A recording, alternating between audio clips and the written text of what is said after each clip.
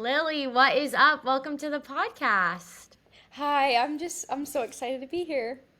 Yeah, I'm so pumped to talk to you today and get to meet you. I know it's virtual, so it's a little different. Podcasting is interesting because you get to have really fun conversations with people, but I've actually never met you. So hopefully one day we'll get to meet in person. But thanks for joining me today. I know you have a couple of off days from school and gymnastics, is that right? Not gymnastics, just school, but that's kind of half the battle, so taking advantage of it. Yeah, it was coming out of my mouth. I'm like, yeah, she probably doesn't have a day off. It's okay. That's all good. So you are from Ohio, Mason, Ohio, which is really near the Cincinnati area, which I thought Yes. was so cool because my entire family is really from Cincinnati. So I have to ask No you, way. what's your favorite Grater's flavor? I'm obsessed with graders. I Oh, mean, that's I good. am obsessed with graders to a point where my birthday was in August, and my mom like nitrogen shipped graders, like 6 pints of it. I am obsessed. My favorite flavor is salted caramel chocolate chip, but I also like the chocolate chip cookie dough. And then in the summer they have the orange and cream flavors. But I mean, I could talk about graders for this entire podcast. I mean, honestly, that's a great first question. I love graders. Oh, good. Well, we should have had them. Maybe we'll send this to them and they can do a little sponsor for a Yeah. taste test between you and I. That I love. I don't think I've had that last one that you said. What was it? The orange They something? have like the summer flavor. I think it comes out in June. It's like orange and cream. So it's just really good for the summer because you got the flavors that like the heavy chocolates. You just when it's hot outside, you just can't eat those. So the orange and cream is good. That's so good. My favorite flavor is black raspberry chip.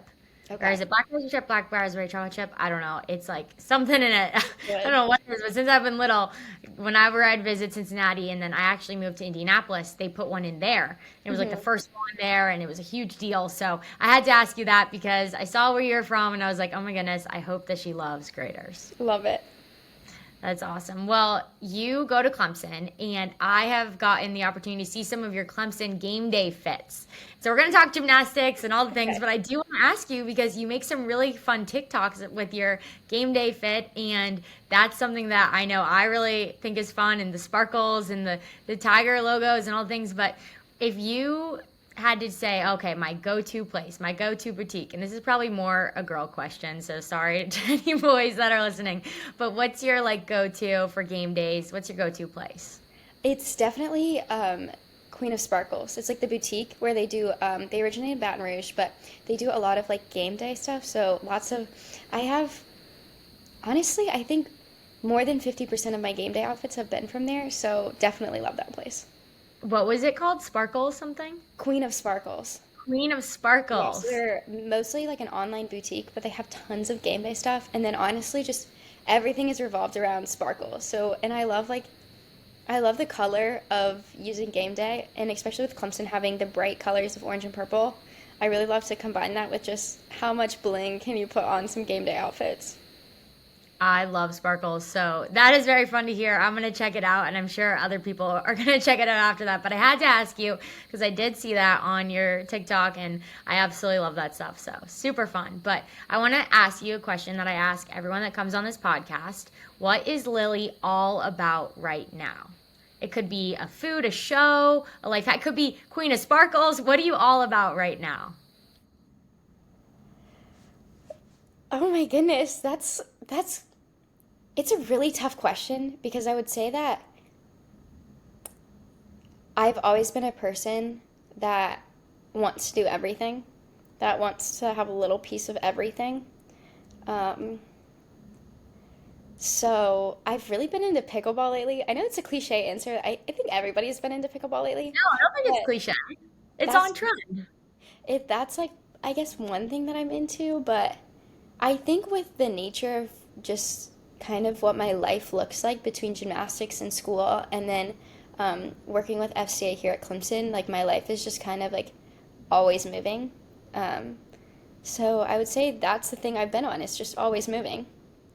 Always moving. I've never gotten that answer from someone, but I love it because it's going to tell us a lot about you. So I love that. Thank you for sharing. Yeah, And so absolutely. pickleball, I have to ask you, when are you playing pickleball, right? Because you're doing gymnastics at the highest level. So when are you making time for another activity that's physical, right? Like you can probably do other things that aren't like almost like a workout in a sense. So how are you doing that? Because I know for me, like leaving a lacrosse practice, the last thing I was gonna do was like, oh, I'll go play tennis or I'll go play Hmm. basketball. Number one, because we weren't allowed to.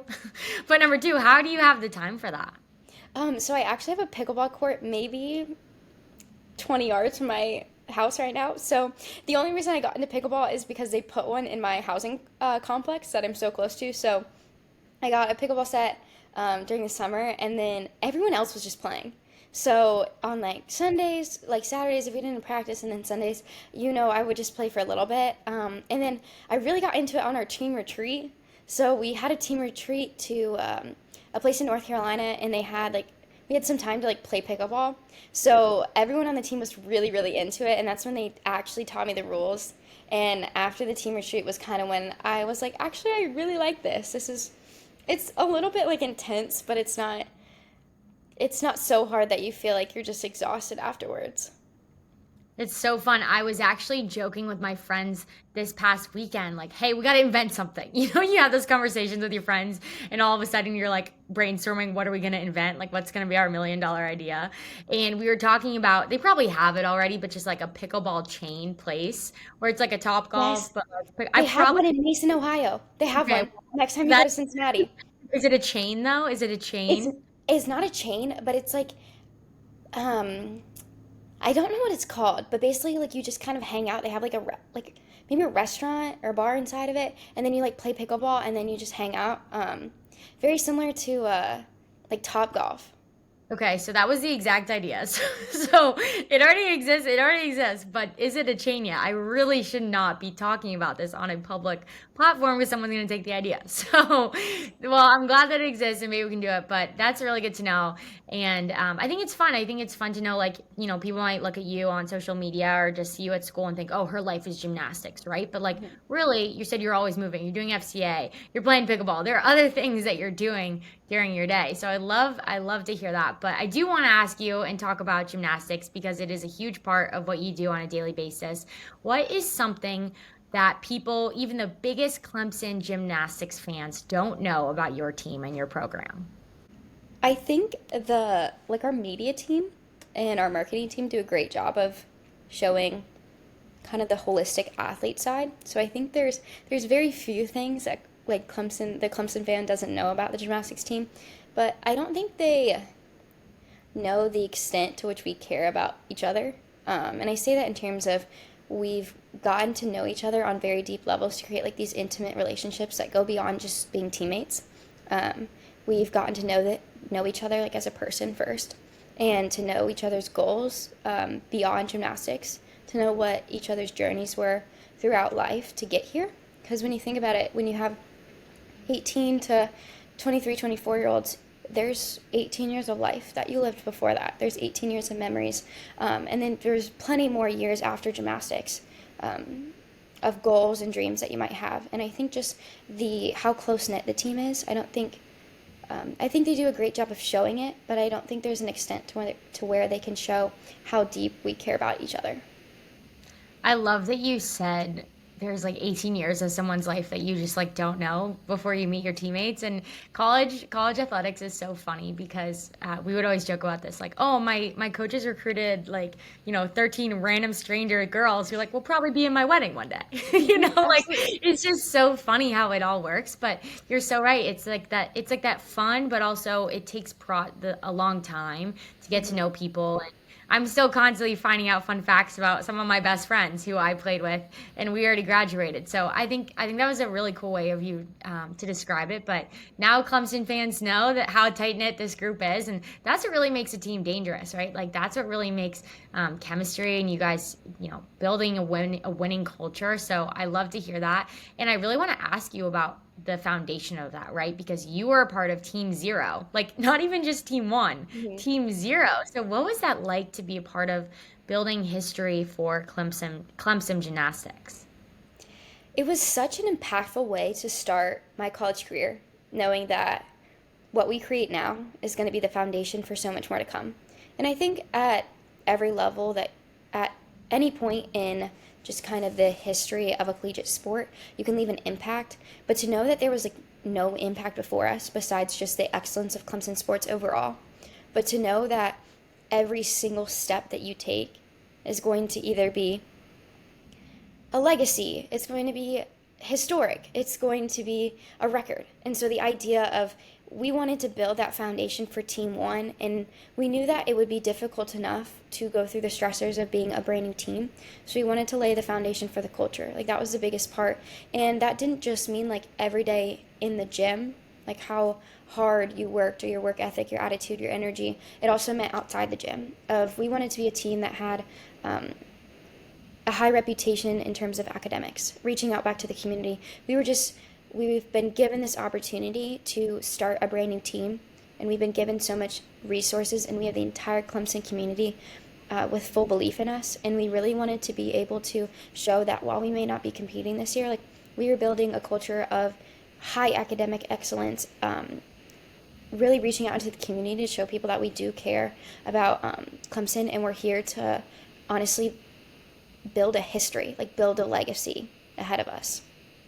Well, I can imagine like in like 30 years, you're gonna come back and you'll probably have kids and you'll get to see all your girlfriends and your old teammates and the girls who are on the team. Then when I'm speaking in the, in the past, future, whatever, they're gonna be like, oh, that's Team Zero. Like those are the women that were the first ever gymnasts here, and you'll get to be able to speak into those girls like, oh, well, when I was here, like we didn't even have a meet, like we weren't even competing, right? Like I was just practicing. So I want to ask you about that. That first year, Team Zero, did you guys have like inter squad competitions? How did that go down? Like where were you able to kind of make it seem like a mock year?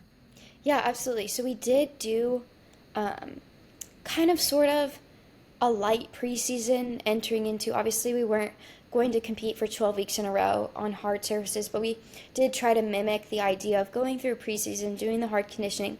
Then we did 3 exhibition meets. They were at a few different places. One of them we actually competed the day before the South Carolina State Championships, like the compulsory state championships. So that was really cool because it was only 10 minutes down the road. But we went across South Carolina and competed 3 times to try to just get a feel for what it was like. And it was really interesting for me too. It was me and one other girl on Team Zero, Madison Minner, were the only ones that had never competed in college. And it was a very interesting experience because what I didn't know, like what a preseason was like, and I didn't really know what I was doing, and then for it to be such a very interesting year, I just kind of had to just go with it. You just, at some point, you just have to be adaptable. That was a huge thing that we had to build, was adaptability with going from different gyms every day, and then not really knowing what kind of the future of Clemson gymnastics would look like. So honestly, just built a lot of character throughout that Team Zero year. Yeah, that takes a huge leap of faith, right? Not only to be in it, because once you're in it, like you're in it, like there's no going back, right? You're like, all right, like we might not have a fully finished gym, or we might not have a competition to go to, or nobody knows about us yet, and you're in it, so you can't do much about it. But getting there, right? Like I know a little bit about your story. You were formerly committed to LSU, then you make the jump to come to Clemson. That took a leap of faith. So could you just speak a little bit into maybe like what was going on in your brain and your heart about, hey, no disrespect to the place that I had to leave, but this was what I felt. This was the place that I felt called to come to, because I think, the college recruiting process is really stressful, whether you're getting heavily recruited or not recruited. It's stressful on both sides, and they're both very valid. So would you mind just speaking into what was going on inside you to make that decision? Yeah, absolutely. I think there's definitely a lot within that story that is just kind of in the past now, but I think the majority of kind of that decision came from the way that recruiting was before. I went on, like, you started getting recruited in 7th, 8th grade, and then right before high school was when I had originally committed to LSU, and so I think, honestly, so grateful that the rules are changed, but in that time, I didn't know what I wanted to do. Like, I didn't really know what college was. I hadn't even gone to high school yet. Like, it was my first week of high school. So I didn't really know what was happening in my life, and how to decide. You hadn't gone to a single class in high school? I was there for a week. Like, I think I took my visit in beginning of September. I committed on my visit, and I was I had just turned 14. I think I was Oh my 14 goodness. for a I don't think I week. knew what college was No, I at that didn't. I didn't know point. what college was. I was confused the whole time. But obviously I was like I was enamored with college. I thought, "Whoa, this is so cool. I've never been to a place like this before." Um and I was very enamored with it, and it was overall a great experience committing. But then 4 years down the line, I started to realize I'm like, man, I don't really know if like I don't know what I want to do. Like our like I think I know what I want to major in now, and just things just weren't quite aligning the same way um, that they did when I was like super young. Granted, there's a reason for that. Your life just changes. You go through life experiences, and honestly, that was the first time that I really ever felt the Holy Spirit pulling me in a different direction, because I had signed my I had signed my NLI, National Letter of Intent, so I was signed into my contract for LSU. So I had to go through the process of getting my contract released. And I'm like really grateful for LSU for being able to release my contract, because at that point they didn't have to. Um, so I'm super grateful for them to do that and just let me start to realize I've gone through life. My priorities have changed. The things that I want changed. The things I think are important about college have changed. Um, and it's not necessarily a bad thing either way, but that really was a moment where the Holy Spirit was tugging at my heart. It would have been much easier to just go. Like I already had my life planned out for me the next 4 years, right? It would have been so much easier just to go. And it was right before, it was about April. It was April of my senior year when I decided to ask like for a request for release for my contract, and that was really the Holy Spirit just like tugging on my heart, because it was something I didn't want to do. And that's how I like heard it. I was like just feeling the weight of that. And after I did that, that was like when the Lord was really telling me, like, are you going to trust me? Like, are you going to trust me with the plans for your life? They're not going to look like what you thought they were going to look. Your plans, like my plans for you, are much greater than you thought they were. Your plans, like my plans for myself was going to be to go to LSU. And the Lord said, are you going to surrender your life to me? So that was really a like pivotal moment in my faith journey of being able to surrender my life to his plans for me, knowing that they were better, and ended up going on a visit to Clemson the last week of June, committed, and I was offered a spot, decided to come here. I think 6 weeks later, I showed up to Clemson. So, I mean, I think it was so funny after the visit, me and my mom were like, we need to go shopping. Like, I don't have any Clemson stuff. Like, I Yeah, need to get go some shopping. orange. I come here in 6 weeks. What am I going to do? Oh my goodness, that is a wild story. And just to hear that it was 6 weeks, like you said, you committed the end of June. Like, think Hmm. about, I didn't even know for me, like, I knew I was committed to Boston College at least a year before, at least over a year before I went. I knew who my roommate was before the summer started. Like, those are all things that when you're at that age and you're that young, you need to know. And regardless, you want to know where you're going to college. You know, Hmm. and you want to know who your roommate is. You want to have the swag. You want to have the gear. All the things that you think are so important. But for you at that age to be able to say, I'm trusting the Lord. This is what Yeah. He's put on my heart, and I'm going to make the shift and really go to a totally different school 6 weeks Hmm. before. Like, you probably didn't know who your roommate was. You probably had no orange. No, I didn't know anything. And it was a really cool way to grow my relationship with the Lord and understand like where He was calling me to. But yeah, I didn't know anything. I didn't know how to drive to get there. I didn't know who my roommate was. I didn't know where I was gonna live. Um, I was very much after that just kind of really trusting the Lord of what am I gonna do? And I spent the entire time from because the other thing too is I was stuck in a position where I released my contract close to April. I couldn't apply to college. Like I could no longer like it was either gymnastics or I don't go to college this year because I like missed the deadline for all academic scholarships. Um, That is I so missed the wild. deadline to apply to college. So it was truly just like I'm gonna trust the Lord to figure out what is gonna happen. So And this is coming from you who like you're an elite gymnast. Like you're not just like someone who's like, "Oh, I'm hoping that I would love to do college gymnastics." Like Yeah. you're going to LSU. You are a US team member. Like you've been representing the United States. You've been competing at the highest level at such a young age. And I bet that kind of took an emotional toll on you in a sense of like, "Whoa, what is going on?" Like I Yeah. was, here with my commitment and where I was going to school. And now there's the possibility that I'm not even going to college. Like, that's crazy. So, how did you, like, or I would say this, when you were in that season, you felt the Holy Spirit kind of tugging on your heart, like, hey, you should make this move. Hey, you should trust me. Like, do you know that my plans are better than your plans? Do you think that you were surrounding yourself in a different environment? Were you doing anything specifically in that season of your life that you felt closer to God? Or was this just like God kind of intersected in your life in that time and was like, hey, I'm going to put this on your heart? I think it was definitely kind of a buildup of the way that he just put it on my heart.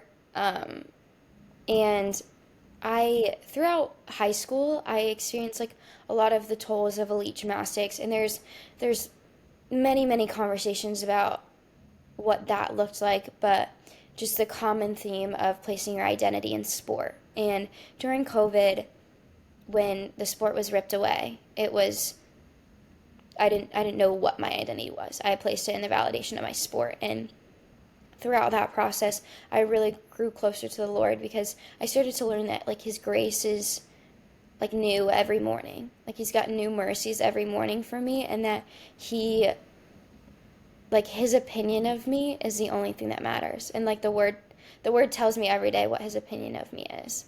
And I was able to grow through that throughout sophomore, junior year, and then come to senior year when that was truly placed on my heart, and I felt like there was nothing else to do, except for to make that decision. I think it was a lot easier to just remind myself of the faithfulness of the Lord and His opinion of me, and that He had better plans for me. And it's turned out amazing. He's truly shown me like the better plans that He's had for me here at Clemson. Well, gymnastics is a sport, like you said, where you're kind of seeking validation through your performance in the judgmental side of it, right? Like it's a team sport, but you're doing your events individually and you're getting judged like immediately. Like this is your score, it's straight up. And so I bet that can really have an effect on how you view your identity, not putting your worth in your performance, right? And so, that's kind of the harder side of it. But I do want to shift to the positive side of that. Throughout your gymnastics career so far at Clemson, has there been an event or a skill that you've done that you can look back and be like, or something that you're working on right now, you're like, man, that is really cool, and I love that I have been able to have that moment in an event or a routine that just really sticks out to you that you'll have forever? Um, there was a skill I was kind of known for. I want to put emphasis on kind of, because it was nothing like it was named after me or anything, but I did a skill on floor that was just nobody had really done competed that I know of. I don't want to put some truth to that, but in the time that I was doing it, I was the only one. But it was very much a skill where it was like a connection to where you just kind of had to go for it. So it was very scary. It was kind of a let's just go for it type of skill. But I did it for 2 years, and by no means was it perfect. There were so many times where I think the first time that I did it, I was actually talking about this the other day.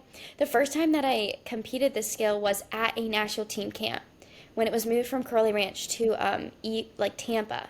So there are people in the audience, like Olympians in the audience, Olympic coaches in the audience. Like we are doing like an exhibition.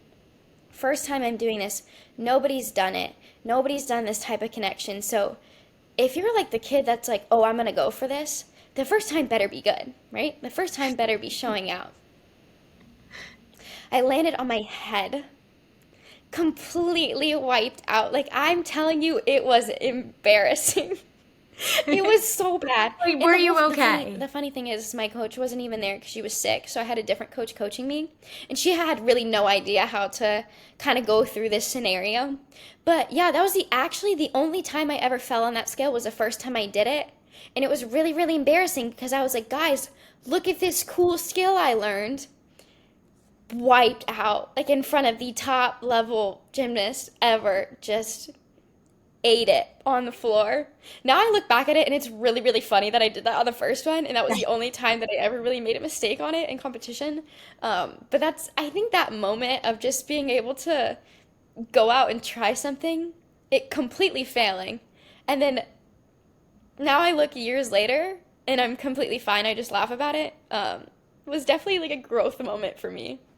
Yes.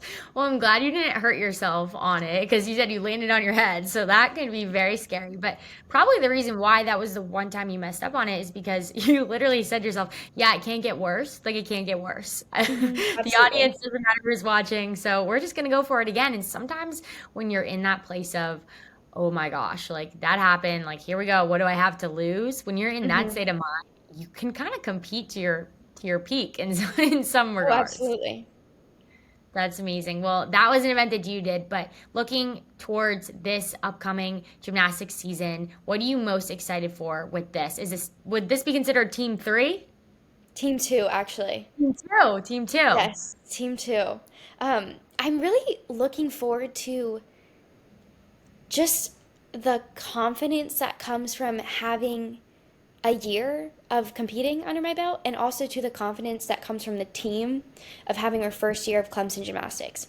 Because whether you had competed at another school, it's very different. Like the idea of having team one, we had, I think it was 11 or 12 new kids that had never done a actual college season, um, coming onto the team. So very fresh team. And I'm really excited, looking forward to how that has built from team one, and how much more confidence we'll have going into team two. Um, and really, honestly, what that will look like, of what the challenges will look like for a second year team. Because then again, like, we're, it's not like we have years of history now. We're still just on year two of legacy. There's records to break, there's historic moves to make. It's still this year, while maybe not as historic, and foundational as team one, will still be creating a legacy. I'm really excited about that. I am so excited to watch how this unfolds for you guys in your program. And it is the legacy is a huge piece of college athletics and just sports in general. I know for me, a huge reason why I decided to go to Boston College and a huge reason that propelled our team throughout my 4 years there was we would always think about the girls that came before us and what Hmm. was their culture like, and we would literally compare like cultures and success and games that they won and games that they lost and how they handled certain situations, how they handled going to the playoffs, how they handled losses, how they handled wins. Like literally we would model our seasons after that and who we were as a team. And so it's so interesting to hear your perspective as someone who's really building that for a team. And I just love how you guys are so intentional with it and you're thinking about the girls to come. Like, hey, how can we be proud of what we're building right now? And so it's so cool. And so I'm cheering you on through all of that. But part of, that's a whole difficult part of gymnastics that other people aren't dealing with. But a part Hmm. that all gymnasts really, have to endure is that mental side of the sport. And so could you Yes. just explain a little bit of like when you are warming up, because I know your warm up is very important and it's long. When you're going through your warm up before you're in a competition, what kind of self-talk are you doing? What are some skills, some like tangible things that you do to really get your mind right to compete?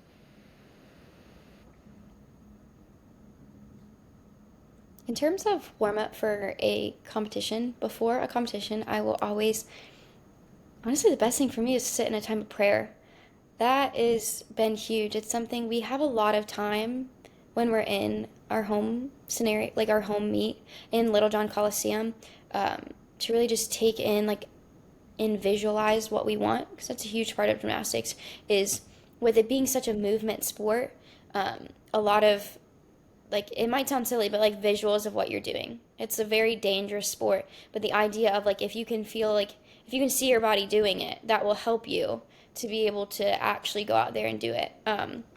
But a huge thing that I do that really helps me is just sitting in a time of prayer, like sitting in a time of just like silence. A lot of people say, like, oh, pre meet, I've got to be hype, I've got to be excited.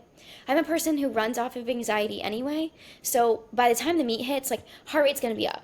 So I try to keep it calm before I start. So um, really just meditating on the sport that I've been given, the gift that I've been given, and meditating on the idea of like, what do I want to get out of this? I just want it to be just a time of joy for what the Lord's gifted me with, and then as well as kind of the goals that we've had for our team. A lot of our goals are very, very, very attainable that we set for ourselves. So there might be small goals for in meet things, larger goals. So just taking the time to visualize what you want, and then also really just words of affirmation of, I'm going to attack this skill, or I'm going to go out there and be confident in myself, um, confident in the Lord's plans for me, whatever they may be. That really is honestly kind of what sets the tone for me going into a competition. It's so important, and that's all stuff that you probably are thinking about throughout the whole week leading up to the competition, right? It's not something that you just pull out of nowhere and you're like, oh, well, now I'm confident. I'm gonna tell myself, like, I'm gonna do great today, right? Like, it's Yeah. something because you're competing at the highest level, you have to do every single day. So, I mean, tell me if I'm wrong, but I bet you do that at practice before you do a Yeah. hard tumble or a hard bar routine or a hard beam routine. Oh, absolutely. It's honestly, there's so many stages where it can happen. You say it in their routine. Like on beam, a lot of people have noticed that I actually talk to myself on beam, which may sound a little weird, but when there's 9,000 people and you're the only one on the equipment and it is so loud, the only way to silence that when you're on a 4-inch piece of wood is to actually verbally talk to yourself.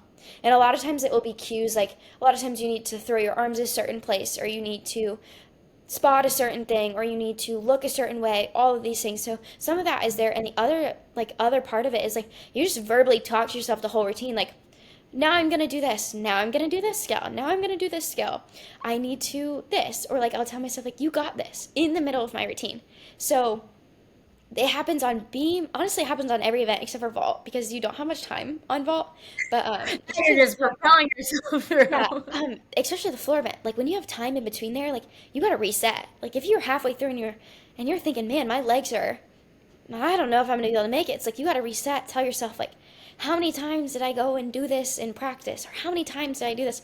And to be able to verbalize that when you're in a competition can really drown out any of the noise of like the other competitors, or honestly the audience. Because as much as the audience is great, when you need to focus, you gotta focus. That is so cool. And now I'm gonna try to watch very closely and see if I can catch you talking when you're standing at the top of the beam. What's something that you've said to yourself when you're standing up there? Like, or you're in a different position. Like, what's something literally a phrase verbatim you've said to yourself? Um, Sometimes I say really silly things. Um, this is really funny, and I do say better things to myself. But I used to say in a competition, if I would nail a beam routine all the way up until the dismount, so the dismount is like the big ending, it's where you have the stake, the finish, everyone goes crazy.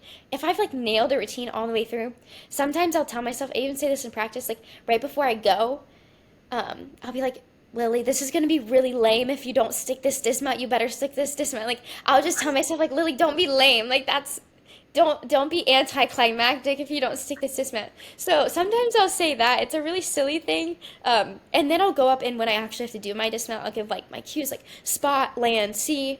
But before it'll just kind of be, it's like a silly reminder to like calm down, but at the same time like get it together. Like this is gonna be a really cool routine. Like get it Yeah. together, you know? You got to kick yourself into gear. That's Hmm. so funny. Okay, well now I'm gonna keep my eyes out on the beam because that is so funny. Well, thank you for sharing that. I absolutely love it. And something I really love that you said was like it's so loud in there that like in order to silence, what's around me, I actually have to talk louder. Hmm. And a girl who came on, Tori Dilferstinger, she is an amazing woman in volleyball, professional volleyball player. She said something very similar. She was like, sometimes the outside noises get so loud Hmm. that it's like that you it's harder to hear God because the world gets so loud. And Yeah. so that just kind of reminded me of what you said is like sometimes instead of like if you can't find that literal physical silence, like you almost need to drown yourself in what's the truth. Like what's the Absolutely. real thing that I need to either speak over myself, put headphones on, listen to worship music, listen to somebody, talk to a friend, like bring a friend in. Like when the world gets so loud around you, sometimes you're not able to silence it and you just have to Hmm. speak over it. So I Hmm. just love how you said that because it's a gymnastics thing, but it's also like a life thing. Absolutely. Yeah, that's so cool. Well, I know you're involved with the FCA at Clemson, so I just wanted to ask you about this group. What does this group mean to you? What do you guys do? What do you love about it? It has been really life changing throughout coming to college to be able to grow with other people, to grow in my faith, to have mentors ahead of me that have done college sports and have been able to balance it, um, and really create an impact on what their relationship looks like with the Lord, like vertically, but also going out horizontally with other people. Um, it's really been so cool to be such a part of it because coming in my first year, I'm part of the FCA kind of athletic outreach team. So we have our big 919 Thursday night FCA, which I love to go to. It's where anyone on campus is like invited to just bring together fellowship with the Lord. But a lot of what I kind of help with and help lead is our athletic outreach team, which is really just athletic outreach. So we have a lot of events for um, athletes. We do it so that they can be in a familiar space. It's a little bit easier because maybe you only have an hour of your time at a certain date. So we're able to kind of move around people's schedules depending on what football season looks like, what, let's say, soccer is, or like gymnastics, like just depending on what the sports look like, we're able to create events and fellowship with other people. But it's been such a cool experience to start. Originally, I started out as what we have our huddle leaders. So the FCA huddle, and then huddle leaders for the athletic side is just one from each sport. So being able to find immediately, like my first week on campus when I was kind of invited to join that group as the huddle leader for gymnastics, to be able to see like my first week on campus, people that are also like pouring into the Lord, they're pursuing the Lord, being able to walk with them through that. And I've like some of my best friends were huddle leaders or worked in athletic outreach, and being able to start from there, being able to grow a huddle. We've been able to grow like a gym Bible study that we've had, extended it to lacrosse that we have now in my house. And it's really, really cool to just be able to pursue the Lord with other people that are interested in it. And then the events we have are always so silly. Um, there's such a great time. We have speakers that will come in and really share kind of what's been on their heart and share great messages. But I've kind of been like the game person. Like this is just a little silly thing. We always play a game. I'm always the game person. I played games like in youth group in high school and then with gymnastics, so I'm always the one coming up with the games. A few weeks ago we did a cheese ball game where kids had to wear a hairnet, like the shower caps. We put Okay. shaving cream on their head, and then people had to throw cheese balls at their head. So I personally get a little bit of say in like the silly side of this, where you got athletes where it's like your sport is the most important competitive thing you do. But then we go and we have a competition on who can throw the most cheese balls at someone's head. And you can bring out the competitive nature and combine that with a time of fellowship with the Lord. It's really cool to see how it's been growing here in Clemson. So if I ever need like fun game ideas, icebreakers, I am texting you immediately because Oh, that I is got your back. I For really yeah, struggle with. I we really like don't have those ideas. for the when it was like the Masters, like the golf tournament last year, I found we found little mini golf clubs. They were like this big, and we played like this like golf game, and it was so funny because we had our like golf huddle leader. Like you've got a guy who like does college golf, and he like completely was terrible at the game. Honestly, it's like we just have events where it's like you just gotta come up with the most random ideas ever, and you get to bring out the competitive side of people that already exists in sports, but comes out in just a more fun way. I love that. And it's such a cool environment to like take a step outside of your sport and still be able to do something fun and just to get to know other athletes on campus in a deeper way. And kind of like what you said with the other girls and the other female athletes there, and even with your own teammates, like what we said at the very beginning, you're like, people don't know about this team is how close we are. And Yeah. that doesn't just like come about from what goes on in the gym or in the Hmm. locker room, right? Like that's stuff like this. That's stuff like pouring into your community at Clemson and people outside of the community as well. How can we invest in each other and go through college together? I think that's one thing too. Is like college is really hard. Like Hmm. college is hard regardless of whether you're playing a sport, not playing a sport, starting, not starting, close to home, away from home, like whatever major you are. I know you're a mechanical engineer. Is that Yes. correct? Yeah, okay. Hmm. We didn't even talk about that, but like that's a whole conversation for another time and how impressive that is. But like regardless of what you're doing, it is really difficult. And so it's cool to see that you are pouring into that group and the relationships that that group has given you. Hmm. Absolutely. Lily, one more thing before I ask you the question that we wrap up with here on the What's Up podcast. I heard you say that something that one of your good friends always asks you is, what is the Lord teaching you right now? So I would love to ask you that. What is the Lord teaching you right now? Like, I love that question so much. It was one of my good friends, Ashley Ann. It was kind of just her question, and that was a question that really convicted me. Like every time she asked it, I'm like, "What is the Lord teaching me?" Because I think before I got to college, I wasn't really thinking about that. Um, and my answer to that the past few months has been the Lord is teaching me that creation is His. He's been teaching me through um, Psalms. Like there's the verse in Psalms, I think 24 it is. Everything, everything is the Lord's and everything in it. He founded it upon the seas and He established it on the waters. But just the idea of being able to look around and see that everything is from the Lord's and everything is going to go back to the Lord.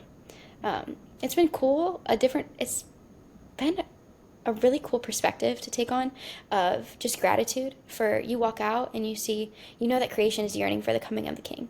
Um, and being able to see it in the environment. Like if I go outside and I see the trees outside, like this is the Lord's.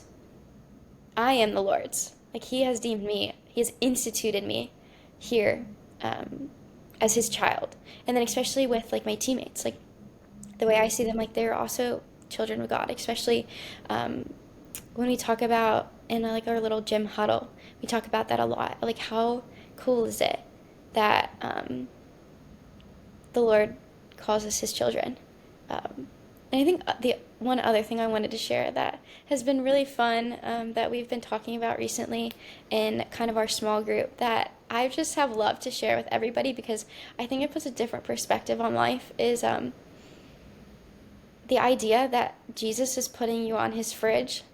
And I'll explain that, but it's just the idea that Jesus is putting you on His fridge, and it's such a sweet thing because when you think about it, if you have a little kid come up to you and they say, I made this painting for you, and you look at it and you're like, I don't know what that is. Like, that could be a dog, that could be a tree, that could be a person. I have Love no idea what that is.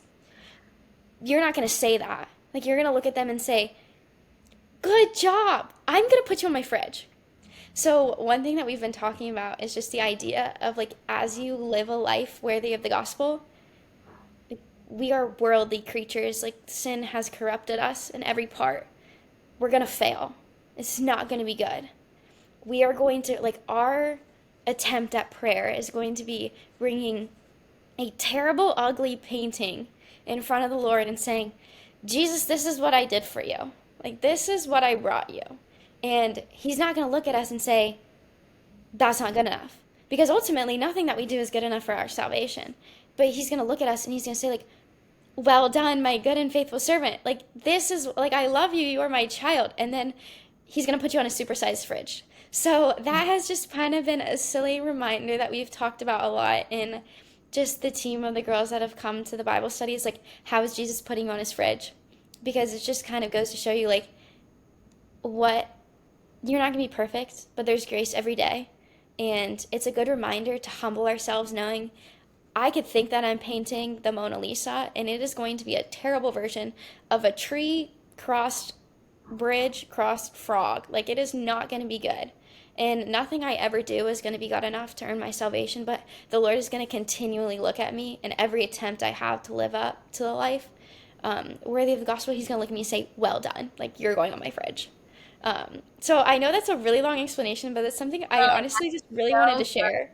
that Um, is, I'm so happy you shared. Like, that is like so just like hit me. So thank you for sharing that with me. And I get to listen to this before anybody else does. So I feel like I'm like cheating the system. But thank you for sharing that. That is such a beautiful way to talk about that and to get a little glimpse into your girls group and what's going on there. And I think it's so important because like there's so much comparison and there's so much self-doubt and like just even with like social media people can you can kind of fall into the trap of like becoming absorbed in yourself and mhm. your thoughts about yourself. And I think another way to kind of view it is something that I've been thinking about the last like couple years of my life is with those feelings of like feeling self-absorbed or thinking about yourself too much or how am I comparing to this and what does my life look like compared to somebody else and all the things and even just the comparison game. It's like or self-talk really like in athletics too. You can self-talk is such a big thing and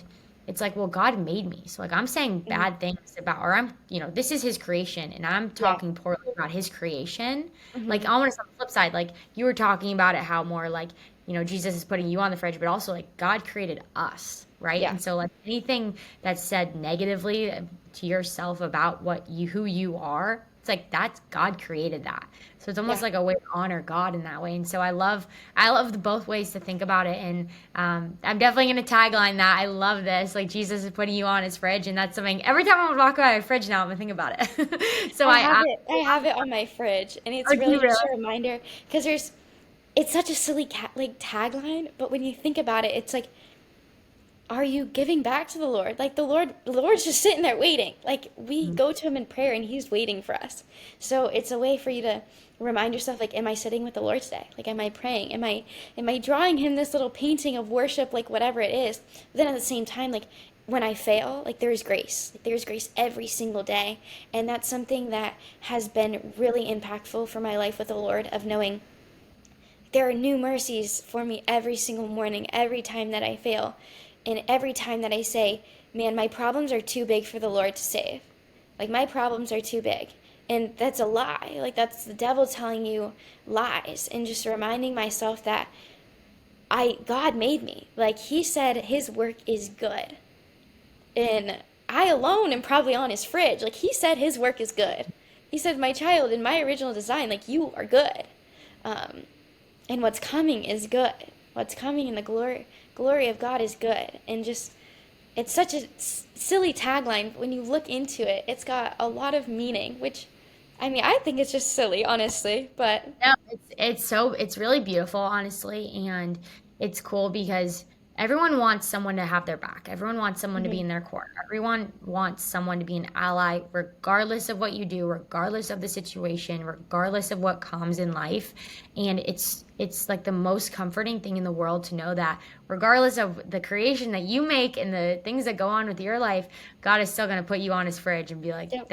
that's my girl. That's my girl, Lily. I Mhm. absolutely love that. And Lily, thank you for sharing. So I would love a picture. Will you send me a photo of that on your fridge? I would I love to will, see it. yeah. So I'm gonna ask you the last question here. Before your competitions, do you wear headphones or no headphones? I'm a headphones person. And you kind of mentioned it before, but what specifically are you listening to in your headphones? Um, Definitely worship music. That's just the thing about me. I have to listen to calming music.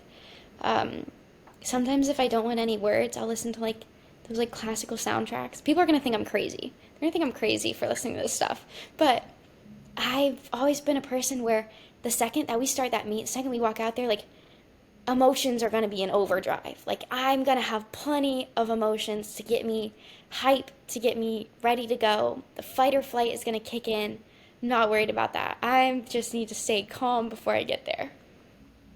I love that. Well, now people can watch you before your competitions and be like, I know what she's listening to. So that is so good. Well, Lily, you are such a joy to talk to. If you're not a Clemson fan, it doesn't matter. You can still be a fan of Lily and cheer her on. She is someone you should definitely be following. Lily, this was so sweet to talk to you, and I cannot wait to see you compete this year. Awesome. Thank you so much for having me. Thank you. So fun. Go Tigers. Go Tigers.